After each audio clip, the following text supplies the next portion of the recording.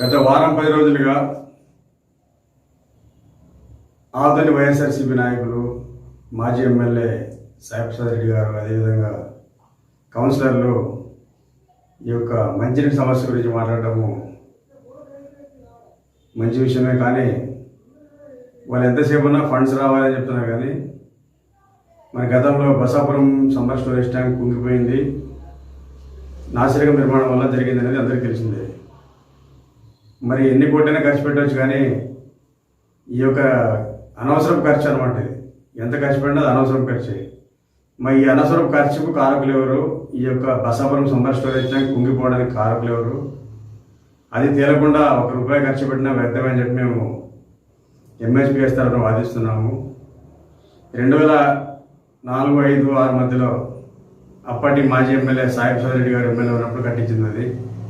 మరి అప్పుడు ఆ యొక్క నిర్మాణం బసాపురం సమ్మర్ స్టోరేజ్ ట్యాంకు నాసిరకం నిర్మాణానికి మరి ఎమ్మెల్యే గారు ఎంతవరకు కారకులు, అదేవిధంగా ఈ యొక్క అధికారులు ఎంత కారకులు, కాంట్రాక్టర్లు ఎంత కారకులు అని తెలుస్తుంది.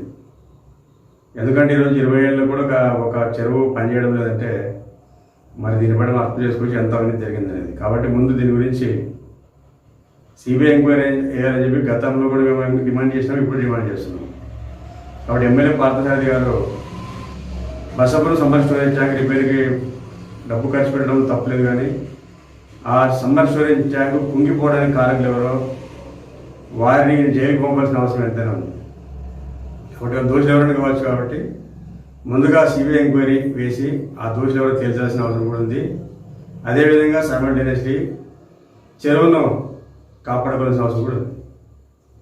మరోపక్క రామజల చెరువు శుభ్రం చేస్తున్న సంతోషము, కానీ ఆ చెరువు మొత్తం ఎండిపోయిన తర్వాత మట్టిని తీయాలని చెప్పి కూడా మేము సూచిస్తున్నాము. ఎందుకంటే మట్టిలో కూడా విష పదార్థాలు కలిసి ఉంటాయి. కాబట్టి మీరు మళ్ళీ నీరు నింపినా కూడా ఆ మట్టి ఇసుక ఏదైతే ఉందో, కూడిక ఉందో, దాన్ని తీయకపోతే మీరు నీరు ఖాళీ చేసి కూడా వేస్ట్. కాబట్టి ఈ విషయం కూడా పరిశీలించండి.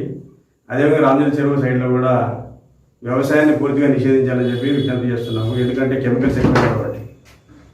అదేవిధంగా రాబోయే రోజుల్లో కూడా ఖచ్చితంగా ఈ విషయం పైన మంచినీటి పారుదల కావచ్చు, సరఫరా కావచ్చు, వీటన్నిటినీ ప్రభుత్వం కూడా దృష్టి పెట్టాలి. రాబోయే రోజుల్లో ఇలాంటి అవినీతి జరగకుండా చేయాలని విజ్ఞప్తి చేస్తున్నాము. మరి పార్థసారథి గారు ఈ యొక్క అవినీతిపై న్యాయ విషయాలకు ఆదేశించకపోతే ఎంహెచ్పిఎస్ తరఫున కోర్టుకు పోవడానికి కూడా వెనకాడమని చెప్పి ఈ సమస్య మనం చేసుకుంటున్నాం.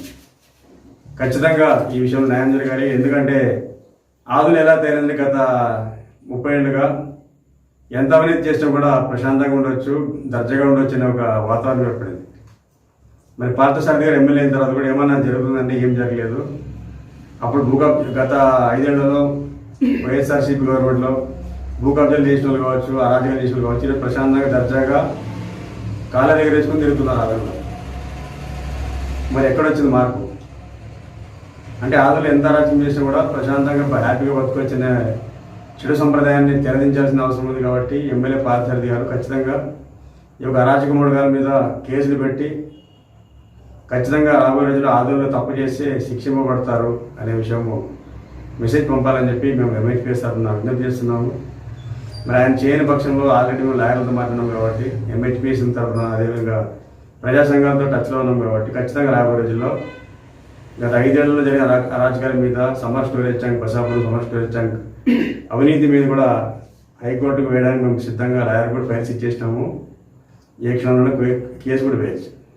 మరి అదేవిధంగా సంతేకోటలో సమ్మర్ స్టోరేజ్ ట్యాంక్ కూడా ఓపెనింగ్ ముందే కుంగిపోయింది. అది మొత్తం మట్టి వర్క్, సిమెంట్ వర్క్ లాగా లేదు. అది మొత్తం బండలు పరిచి సిమెంట్, నామకోసి సిమెంట్ ఉంది.